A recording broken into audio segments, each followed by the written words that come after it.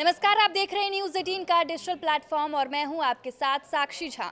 बांग्लादेश की पूर्व प्रधानमंत्री शेख हसीना ने अंतर्राष्ट्रीय अपराध न्यायाधिकरण की ओर से सुनाई गई सजा पर अपनी पहली प्रतिक्रिया दी है। उन्होंने फैसले को धांधली से स्थापित, पक्षपातपूर्ण और अलोकतांत्रिक ट्रिब्यूनल का फैसला बताया है। उन्होंने कहा है कि ये ट्रिब्यूनल ऐसी अंतरिम सरकार चला रही है जिसका कोई लोकतांत्रिक जनादेश नहीं है और इसके निर्णय राजनीतिक दुराग्रह से प्रेरित है। शेख हसीना ने कहा कि उनके खिलाफ मौत की सजा की सिफारिश इस बात का संकेत है कि अंतरिम सरकार के चरमपंथी तत्व बांग्लादेश के अंतिम निर्वाचित प्रधानमंत्री को समाप्त करना चाहते हैं और अवामी लीग को राजनीतिक शक्ति के रूप में खत्म करने की साजिश रच रहे हैं।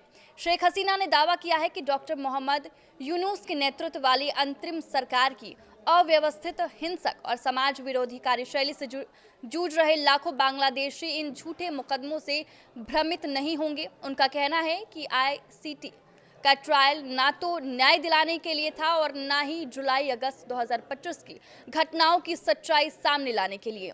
उनका मकसद आवामी लीग को बलि का बकरा बनाना और अंतरिम सरकार की विफलताओं से दुनिया का ध्यान हटाना था। ऐसी नाकामियां जिन्हें यूनुस और उनके मंत्रियों की अक्षमता ने और बढ़ाया है।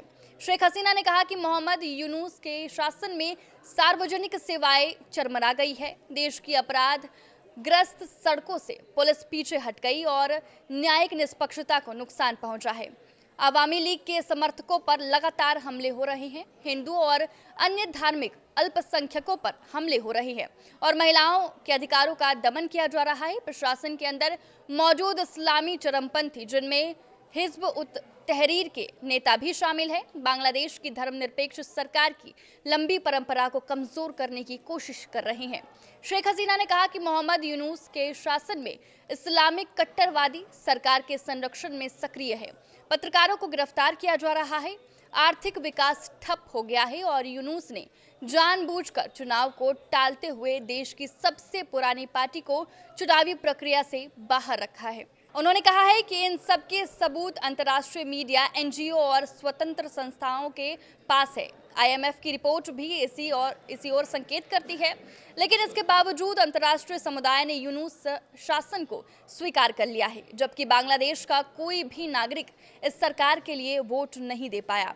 ये देश बांग्लादेश के लोगों का है और अगला चुनाव तभी सार्थक होगा जब वो स्वतंत्र, निष्पक्ष और समावेशी होगा। ढाका के अंतर्राष्ट्रीय अपराध न्यायाधिकरण ने पूर्व प्रधानमंत्री शेख हसीना को 2024 के छात्र आंदोलन में हुई हत्याओं के लिए मौत की सजा सुनाई।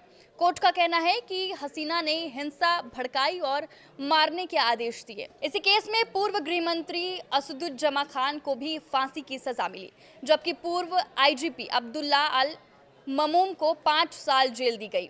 कोर्ट ने हसीना और खान की संपत्ति जब्त करने का आदेश भी दिया है। दोनों नेता 15 महीने से भारत में हैं।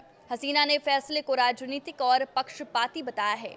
ये फैसला ऐसे समय पे आया है जब हसीना पिछले 1 साल से भारत में निर्वासन में हैं। अब बड़ा सवाल ये है कि उनके पास आगे के लिए क्या रास्ते बचे हैं। एक लंबे ट्रायल के बाद बांग्लादेश का अंतर्राष्ट्रीय अपराध न्यायाधिकरण ने फैसला सुनाया कि 2024 के छात्र नेतृत्व वाले आंदोलन के दौरान हुई हिंसा में शेख हसीना की सीधी जिम्मेदारी थी।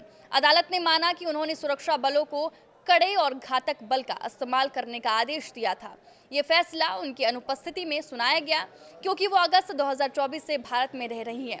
2024 में वो छात्र विरोधी प्रदर्शनों में हालात काफी खराब हुए थे। संयुक्त राष्ट्र की एक रिपोर्ट के अनुसार 15 जुलाई से 5 अगस्त 2024 के बीच हुए विरोध प्रदर्शन के दौरान 1400 लोगों के मारे जाने और हजारों लोगों के घायल होने की आशंका जताई गई। यह हिंसा 1971 के स्वतंत्रता संग्राम के बाद बांग्लादेश की सबसे भीषण अशांति बताई जाती है।